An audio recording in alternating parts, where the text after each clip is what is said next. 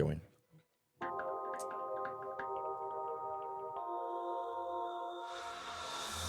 Hi and hello, Watch fans, and welcome once again to Geneva Watch Days 2025 from the Glass Onion outside the pavilion. Today we are joined with Michel Nydegger from Greubel Forsey to talk to us about his novelties, about the brand, about his experience of the event, and everything else that pops up in conversation. Michel, welcome to the Glass Onion. It's a pleasure to have you here. Thank you very much for having me. Pleasure.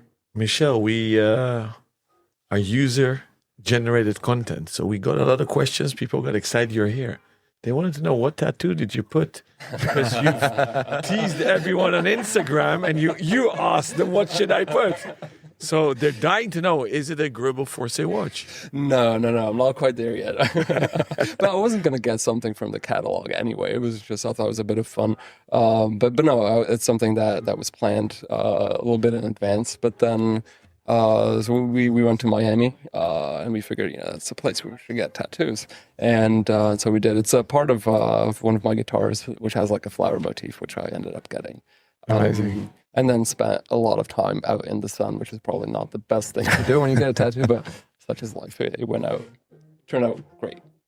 Amazing. How important is it for you as a leader of an amazing watch brand to interact on these socials? It's a lot of fun, basically. And I do try to show people that even though Greubel Forsey is considered as like the best of the best, or the Mount Everest of watchmaking, that our timepieces are actually made to be worn, and you can actually just be comfortable and you don't have to worry about anything. So I think on social media it's a good way to do that, and it's also a good opportunity for everyone to just start a conversation, which you get to connect with people that you would have otherwise never met. So yeah, it's a lot of fun. That's actually interesting, and I love that you've pointing this out, because I have a retail background, and brands would always force me to present everything with not one but two gloves on. Sure, we did that as well, actually. And I obviously understand the wish, because coming from the métier d'art, and they are pieces of art, and man-made, and there's a lot of love, passion, hours put in. But I said, in the end, I'll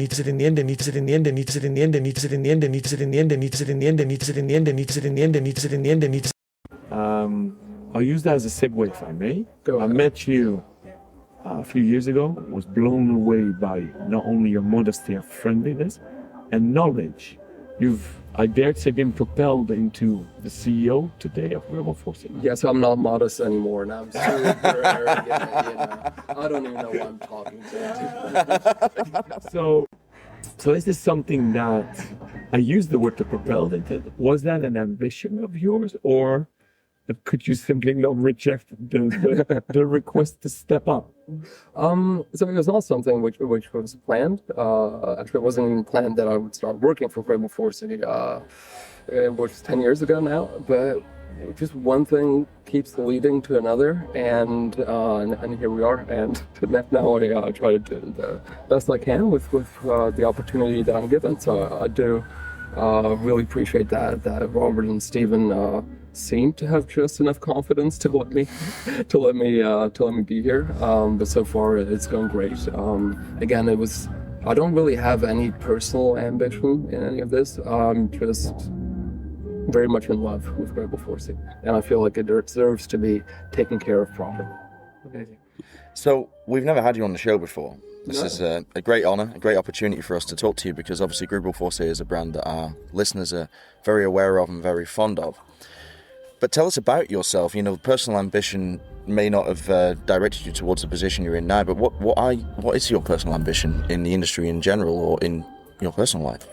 Well, I guess my personal ambition is to make sure and try to contribute in any way that I can to make Robert and Stephen's ambition come to life and be sustainable and kind of flourish over the next however many years I'll be doing this. So I won't say my personal ambition is kind of their ambition, because and every once in a while someone asks me like, what's my vision and all that. I tell them my vision is almost irrelevant because it's never going to be better than Robert and Stephen's vision anyway. So why would I impose something which is kind of redundant with in terms of what was already built. So their vision was they basically broke molds in watchmaking. They broke watch cases, because I remember vividly as a kid in Basel World going to the AHCI, and crossing the bridge from Hall 1. And the first year Greubel was there, I was actually young, with my dad stuck to the window with our noses. I met Stephen there actually, the good old days with Van der Klauw and all those. Of course. Everybody. So the wind-breaking molds, you guys with the Aeon project as well, the handmade one, which you kept on pushing the envelope. You were innovative by letting a group come on board for, I believe, 20%, if I remember correctly. You've regained full independence again. That's right. I emphasize full because you were independent. Yeah, so there was, Richmond had a 20% stake from, I want to say 2006 until 2 years ago. But it was more of an investment for them, so they weren't necessarily involved in any capacity. But we did feel like, so it's kind of double-edged sword. So we really love our freedom because if we didn't have that, we would have never made a handmade one, for example. So that's just, you kind of need that, especially given the very artistic way that things are done. But then it's also a lot of pressure. But still, it's the price to pay to be able to do what we do, which is not necessarily a commercial enterprise. It almost never is.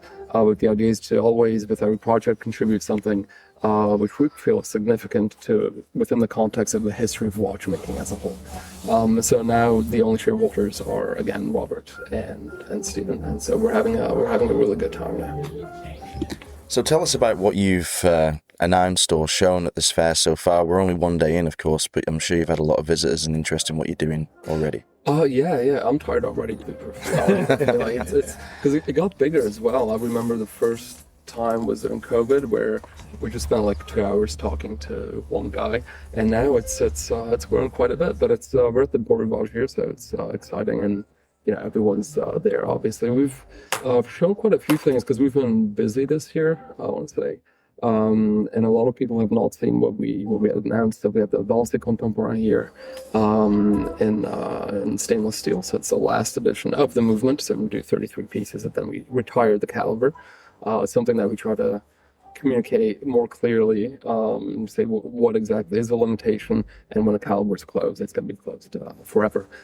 We have a GMT, the GMT Forsey Convex in 42.5 millimeters as well.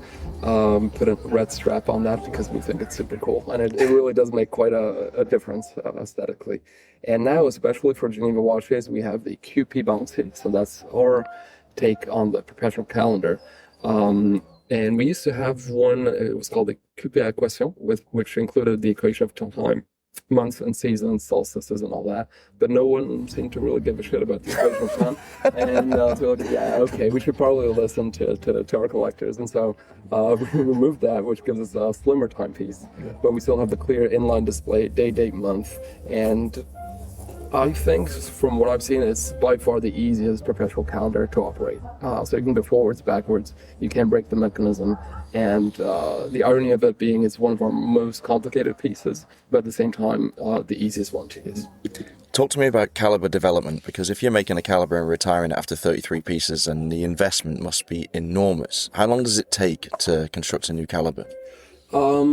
Anywhere between 3 and 15 years. Okay, quite a delta. It depends on what it is. Yeah. So something like a Grand Sonnery is going to take a long time.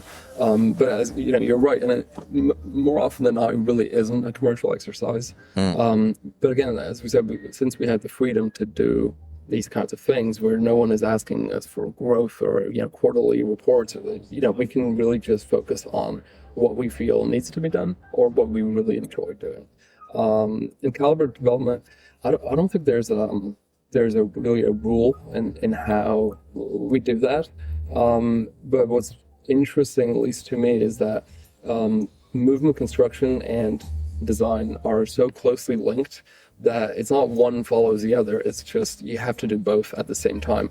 So any aesthetic consideration is gonna at the same time be a technical one. So if you think of the double balancier, for example, the design of the watch is literally just the movement, and it has to work, obviously. So I think that's quite unique to build calibers in such a way. And especially now we have, I want to say 34 unique calibers in the past 20 years. And that's a lot of fun. So how does that impact product planning? Like for a calendar of like projected releases over the next 5, 10, 15 years maybe. Do you know what's coming so that you can build the calibers in time for that? Or is it always in flux and then, certain research and development you've been pursuing shift into a different caliber? So we have a 10-year plan, usually, that's kind of rolling. But then, we adjust certain things. And for special projects with the nanofluoride, which we're showing here as well. So we call it fundamental research, which means that it's R&D, but not with any specific product in mind. It's just pure research. So we don't really know what we're going to end up with, and we don't really know when. But then obviously you can't work like this for every single piece. Otherwise, that would just be a little bit irresponsible from a business standpoint. So we do have a few things that we can plan even for next year, something that we started recently. We should have it for next year. So we have some flexibility on certain things. There are certain brands in the industry that have this unusual status, like the Formula One of watchmaking, as it were. The ones that are able to push the boundaries of horology and develop calibers that nobody else ever sees coming. Cool. Do you embrace that role? Because I would class you as one of those brands that's doing things that nobody else is doing, and the ideas that you're coming up with eventually will sort of filter down in different ways to other brands, and so you are a leader in every sense of the word. Does that affect the way that you plan? Is it something you're proud of? Is it something you think about, or do you just do what you do? That's a really good question. So for me personally, it's nice to see that some of the ideas which I feel came from Greubel Forsey are kind of being adapted by the industry. Take hand finishing, for example. 20 years ago, that was just not even a thing that people were talking about, right? And now everyone is. So that's really, really nice to see. However, sometimes it's just a little slightly frustrating because when you're the first one doing something, you do all the work, and then people kind of take over from there. So every once in a while, I'm like, yeah, come on, But overall, I think whatever we can do to help the industry or to innovate or to push things further is going to be good for everyone in the long term, including us. Where did your passion for watchmaking come from? To be perfectly honest with you, I was almost I just grew up with it. So Robert Greubel is my stepfather, okay, and that's the reason that I also didn't want to work for Greubel Forsey because of that family relationship and nepotism and all that kind of stuff. But met him in 2006 for the first time when I was quite young. Not young anymore, but I was back then, and I remember it was just part of conversations on the kitchen table. Basically, back then I did not realize the significance of what he was doing. The legend he was. And I remember we were on a plane and he was basically testing the Grand Sonnery for about 3 years, and to me he was like, yeah, it's a Grand Sonnery, right? And then I was like, oh, okay, this is a whole different thing. So from there, it just kind of snowballed. I did get a chance to work closely with Stephen Forsey for around 5 years, and that got me really, really deep into that rabbit hole. And to this day, when I start to feel a bit overconfident, like I know my stuff now and all that, I spent 5 minutes talking to Stephen. I just want to cry because so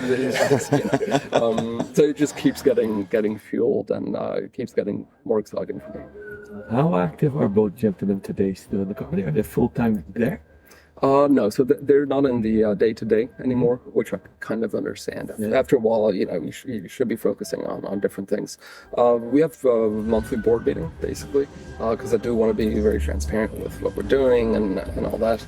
And apart from that, we're just having conversations. But in terms of actually making watches, they haven't done that for a very long time. It's a significant team now that's in place and has been for many years. So since the beginning, they felt that with a team, they would be able to do more than if it's just the two of them.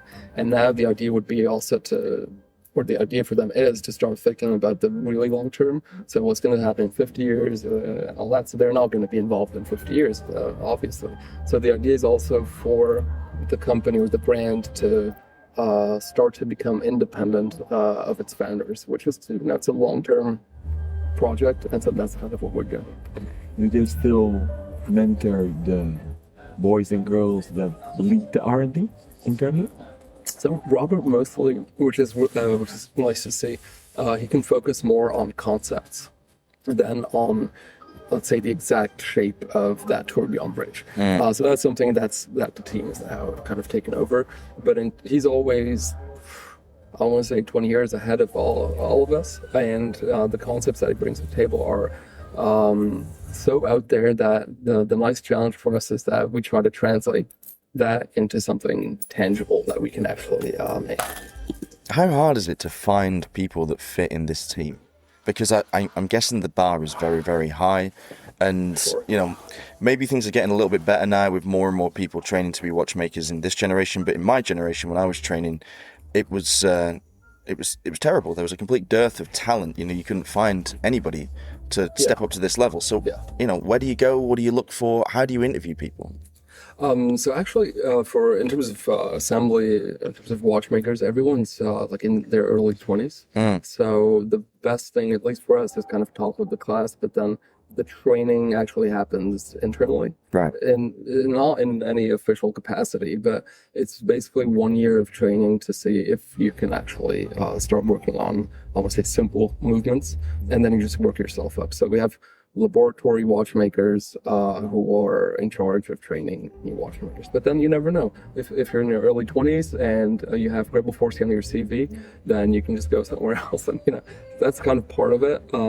But it's mostly internal training, which makes a difference. And hand finishing, I want to say, is even more challenging. It's even more niche, and especially at this level, it's still basically the bottleneck that we have today in terms of production numbers.